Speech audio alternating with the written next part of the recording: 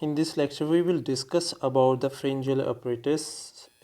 So हम discuss कर रहे थे reproductive embryology series from the USMLE first year USMLE step 1। First of all देखें जो हमारे पास pharyngeal apparatus है वो उसमें क्या क्या चीज़ें होती हैं। इसमें 3 चीज़ें होती हैं जो आपने याद रखनी है। कौन कौन सी होती हैं? फर्स्ट ऑफ ऑल कैप, इसको कैप के निमोनिक से आप याद रखती हैं, like cleft, Archies and pouches. First of all अगर हम देखें तो ये जो क्लेफ्ट है वो कहाँ पे होती हैं? Cleft means there is outer side पे होती है। क्लेफ्ट जो है वो आउटर साइड पे होती हैं। और आउटर साइड पे जो चीज़ होती है, फॉर एग्जांपल अगर मैं देखूँ कि ये एक चीज़ है, ये एक सर्कल है। अगर मैं देखूँ तो इसके बाहर जो चीज़ है, इसके बाहर ये चीज़ है, this one is outer side. So outer जो चीज़ है उसको हम एक्टो कहेंगे। Ecto means outer. So this structure is called cleft. Cleft, what is cleft? Cleft जो है वो derive from the ectoderm, also called the pharyngeal groove भी कहते हैं। सो इसमें देखें this one is the pharyngeal groove. ये जो जितने भी ये ग्रीनिश हैं ये सारे फ्रिंजियल ग्रूव्स हैं। तो आप इसको आइडेंटिफाई कर लें ये क्या चीज़ें हैं, ठीक है। इट्स आउटर क्लेफ्ट या आउटर फ्रिंजियल आर्चेस या फ्रिंजियल अपरेटस का जो ग्रूव होता है उसको हम फ्रिंजियल क्लेफ्ट भी कहते हैं। सो नेक्स्ट जो है वो आर्चेस होती हैं। आर्चेस मेसोडर्म और न्यूरल क्रस्ट से बनती हैं। आपने ये इंपॉर्टेंट है, याद रखना है। क्वेश्चन आते हैं कि आर्चेस जो है वो किस से ड्राइव होती हैं? मेसोडर्म एंड न्यूरल क्रस्ट से। पाउचेस, सो आर्चेस अगर हम देखें so these are the arches. ये जो सेंटर में है ये आर्चेस हैं। और आर्चेस किससे बनती हैं? न्यूरल क्रस्ट एंड मेसोडर्म से। नेक्स्ट जो है वो पाउच होती हैं। पाउच जो है वो इंटरनल साइड पे होती हैं। These are derive from the endoderm. Endoderm से जो है वो पाउचेस ड्राइव होती हैं, ठीक है। अंदर की साइड पे पाउचेस जो हैं वो ड्राइव होती हैं। अगर हम देखें तो कितने पाउचेस हैं? First arch, second arch, third arch, fourth arch और सिक्स्थ आर्च। आगे हम इनके डेरिवेटिव्स डिस्कस करेंगे। सो फ्रिंजियल अपरेटस जो है कंपोज ऑफ फ्रिंजियल या branchial clefts, arch and pouches. And pharyngeal arches जो हैं ड्राइव किससे होती हैं? मेसोडर्म से।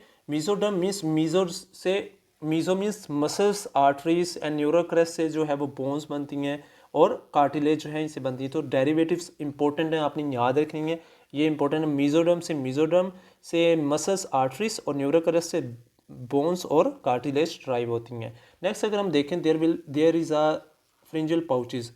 फ्रिंजियल पाउचेस जो हैं वो एंडोडर्म से ड्राइव होती हैं। एंडोडर्म जो है इनर लेयर होती है तो डेफिनेटली वो एंडोडर्म से ड्राइव होंगे। तो ये इंपॉर्टेंट पॉइंट्स आपने इनको याद रखना है।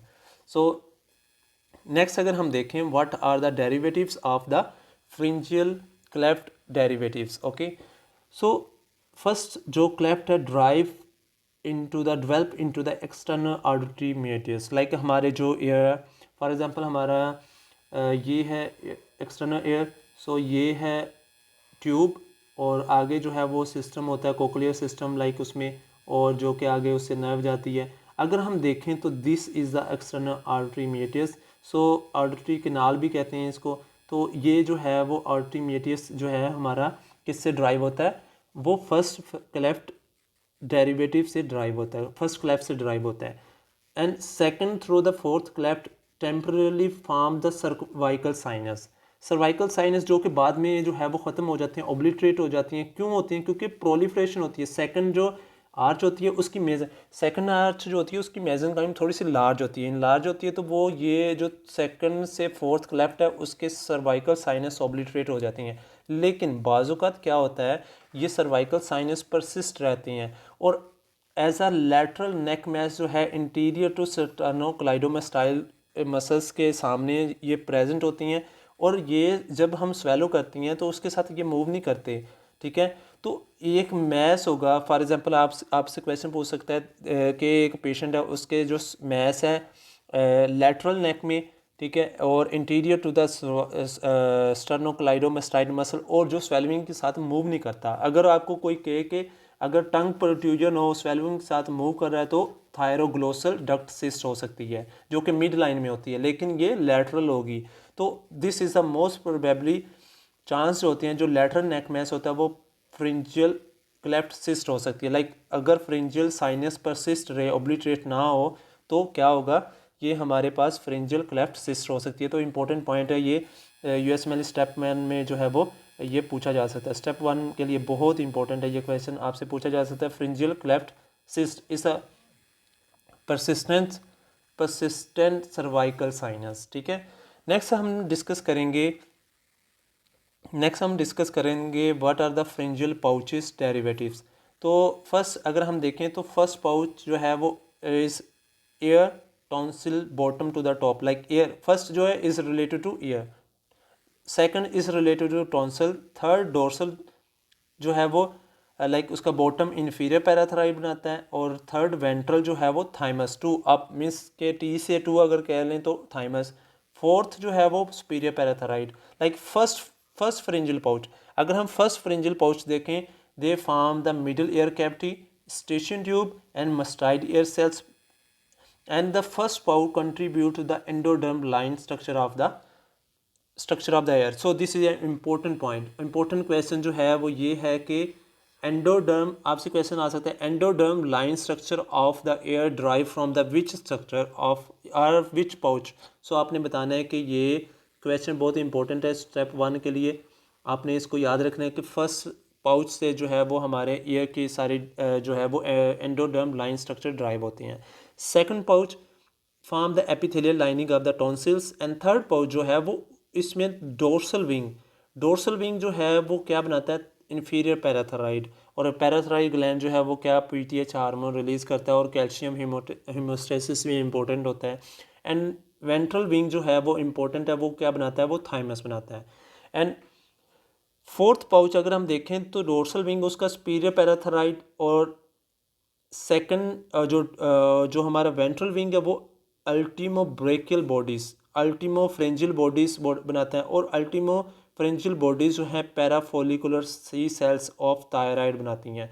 और ये parafollicular C cells of thyroid, parafollicular C cells क्या प्रोड्यूस करते हैं, कैल्सिटोनिन, क्या प्रोड्यूस करते हैं, कैल्सिटोनिन। एंड ये कैल्सिटोनिन क्या काम करती है, कब ये रिलीज़ होती है, जब भी बॉडी के अंदर हाई कैल्शियम होगा तो ये रिलीज़ होगा।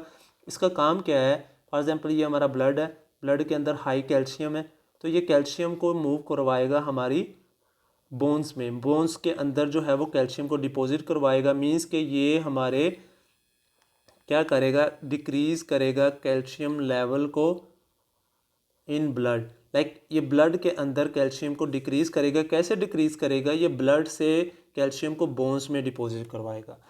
नेक्स्ट अगर हम देखें तो third pouch contribute to the thymus and both inferior parathyroid thyroid, and structures from third pouch ends up below and those from the fourth pouch. Means के इसने बताया कि जो थर्ड पाउच से इन्फीरियर पैराथराइड बनता है वो नीचे को मूव करता है, और जो फोर्थ से बनता है वो ऊपर को बनता है। सो आपने इंपॉर्टेंट ये third and fourth pouch important है, क्योंकि हमने पढ़ा था 22q11 म्यूटेशन होती है, लाइक डिलीशन होती है, जिसके हमने पढ़ा था डिजॉर्ज सिंड्रोम।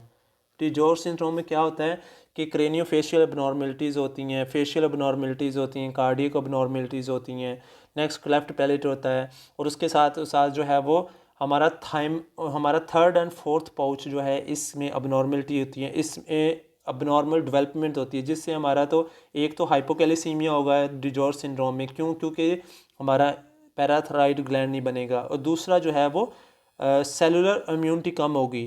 क्यों इम्यूनिटी कम होगी, क्योंकि हमें पता है टी सेल की डिफ्रेंशिएशन जो है वो थाइमस में टी सेल की डिफ्रेंशिएशन बहुत इंपॉर्टेंट है, वहाँ पे डेवलपमेंट होती है, डिफ्रेंशिएशन होती है। लेकिन जब थाइमस नहीं बनेगा तो टी सेल नहीं बनेंगे, और टी सेल नहीं बनेंगे हमारी इम्यूनिटी कम हो जाएगी, और हाई चांसेस क्या हो जाएंगे, हाई चांसेस हो जाएंगे इन्फेक्शन के इन पेशेंट में। So these are the important points related to the third and fourth pouch. आपने इनको याद रखना है, इनकी डेरिवेटिव्स आपको याद हों, ये क्वेश्चंस बहुत इंपॉर्टेंट होते हैं। Thank you so much.